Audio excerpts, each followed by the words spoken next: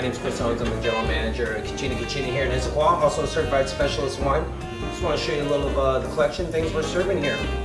You know, our traditional wine glasses are always available. We kind of pay homage in the way the Italians drink out of their tumblers. Kind of this little non-stemmed, fun red wine glass. It's one of our things that we're doing that people are really enjoying. Obviously, being Italian food, we'll start in Italy. Just give you an example. We don't actually have a printed bottle list. This is a rotating feature, and it always has been a great dream of mine one time to be able to rotate things weekly, daily, depending on what we could buy, find a good deals, drinking well, different vintages, and not get stuck doing the same thing. So every time you come, you'll find some of your favorites always, but also can adventure and find different things. In the Italian family, right now we've got the beautiful Rufino here, the Chianti Classico, coming from the Classico region where Chianti started.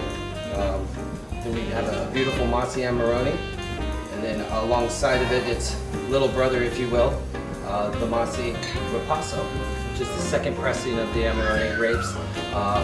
You know, huge expensive wine here, great value wine with the same kind of flavors in the same kind of direction. Of course, you couldn't be serving food without Italian food, that is, without a great Brunello di Montalcino, the male version of the Chianti Classico, a little firmer, bigger, larger.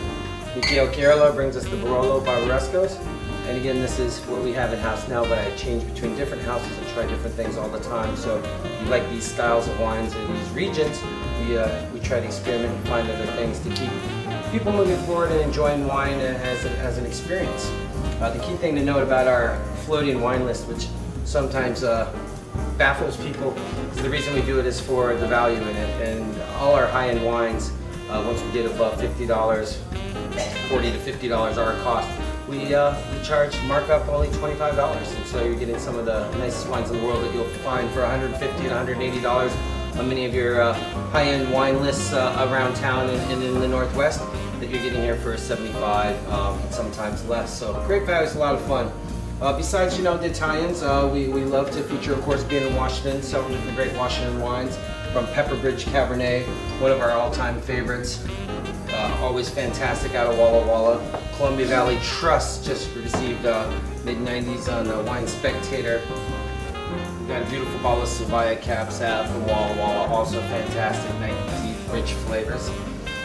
You know, and here in Washington, a lot of people like to only drink Washington wine. One of my goals is always, again, is to bring you wines from all over the world. Couldn't really have wine without being in Napa, in my opinion, either. We bring to you both the Camus and Silver Oak as selections out of Napa that you can enjoy. We go to France, even though we're Italian food, we still have a beautiful Mouton, Bordeaux. We have an excellent Chateauneuf de Pape, which, you know, that big right hook of a Syrah blend is fantastic with a lot of the lamb and different things Chef does. Bringing it back into the area with small packages, we have the Darby's Dark Side right now allocated, very few bottles made. From my years of buying wine here in the Northwest, I've made friends with a lot of the winemakers and have made those available bottles that you usually can't find anywhere available to you to come and see us. We do a lot of fun comparative tastings. We are featuring the North Star Merlot from Washington versus the Duckhorn from Napa as a good example of see the same varietal prepared two different ways or in two different styles in different parts of the country. And then to finish up, of course, with Pinot Noir, pouring the Belglas Mayomi Vineyard Pinot Noir by the glass here at Cucina Cucina, one of my all-time favorites and just gorgeous wines. And how can we do Pinot Noir without going to Oregon? My personal favorite right now on the list is the Britton Vineyard. I was a Stag's Leap winemaker for a number of years, moved up to Oregon in '04. He and his wife created this beautiful, beautiful Pinot Noir, really hard to find. You're not going to find this in many stores. You'll find it here. You have the inside track. The last Pinot Noir features the Patton Valley. The reason I featured this last is because they are one of the most sustainable wineries going on right now, and one of the things that we're moving forward with as our food is local, natural, sustainable, and organic wherever possible.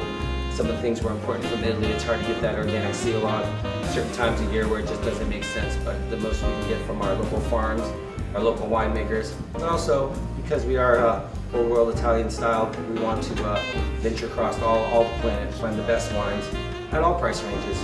So from 25 to 85, you'll find some great wines that never go up to 3 digits. I challenge you to do that with these wines anywhere else. Thanks.